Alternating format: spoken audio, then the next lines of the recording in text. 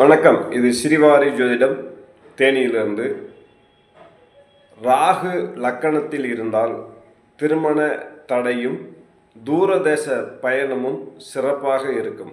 இது எவ்வாறு செயல்படு? வணக்கம். இது ஸ்ரீவாரி ஜோதிடம் தேனியிலிருந்து உங்கள் பிரசன்ன ஜோதிடர் தேனி சிவா. நம்ம நிறைய கண்டென்ட் கொடுக்கறதுக்காக தயாராகிக்கிட்டு இருக்கோம். ஏற்கனவே நான் சொல்லியிருந்தேன், எங்களுடைய குலதெய்வம் கோவிலில் வேலை நடந்துக்கிட்டு இருக்கிறதுனால என்னால் அதிகமாக வீடியோ பதிவுகள் கொடுக்க முடியலை. இனிமேல் அதிகமாக கொடுக்கணும் அப்படின்ற ஒரு விஷயத்தில் இருக்கிறோம். இன்றைக்கி நம்ம இந்த இதில் பார்க்க போகிறோம் அப்படின்ற விஷயம் என்னென்னா, ராகு லக்கணத்தில் இருந்து ராகு 2ஆம் இடத்தில் இருந்தாலோ தூரதேச பயணம் சிறப்பாக இருக்கும். தூரதேச பயணம்னா என்னங்க? ஜஸ்ட்டு உங்கள் ஊரை விட்டு ஒரு குறிப்பிட்ட தொலைவு தள்ளி போய் இருப்பது சிறப்பான வாழ்வை தரும். அல்லது ராகு தசாபுத்தி நடப்பவங்க கூட அந்த மாதிரி கொஞ்சம் ஊரை விட்டு ஒதுங்கி இருப்பது, அல்லது ஊரிலிருந்து வேறு ஊர் சென்று இடமாற்றம் செய்து அவங்க பிழைப்பு நடத்துவது மிக சிறப்பாக இருக்கும்.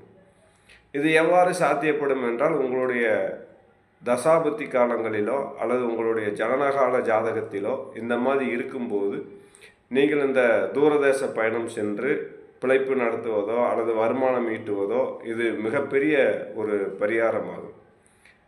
பொதுவாகவே இந்த ராகு அப்படின்னாலே கொடுக்கக்கூடிய ஒரு கிரகமாகவே நம்ம பார்க்கப்படும். ராகு போல் கொடுப்பார் இல்லை, கேது போல் கெடுப்பார் இல்லை என்ற பழமொழிக்கு ஏற்ப நாம் செயல்படும்போது இந்த தூரதேச பயணம் என்பது அவர்களுக்கு மிக சிறப்பான ஒரு வழிகாட்டி அமையும்.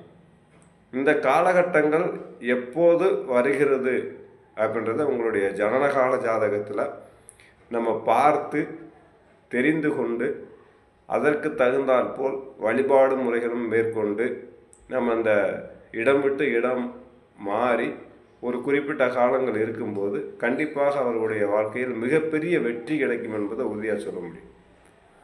அப்படி ஒரு காலகட்டங்களில் வருமா அப்படின்னா, உங்களுடைய ஜனனகால ஜாதகத்திலும் அல்லது கோச்சார ராகு வரும்போது அந்த ஒரு குறிப்பிட்ட காலங்கள் நீங்கள் இடம் விட்டு இடம் மாறும்போதும் கண்டிப்பாக உங்களுடைய வாழ்க்கையில் மிகப்பெரிய வெற்றி கிடைக்கும் என்பதை கூறிக்கொள்கிறேன். நன்றி, வணக்கம். வாழ்க வளமுடன்.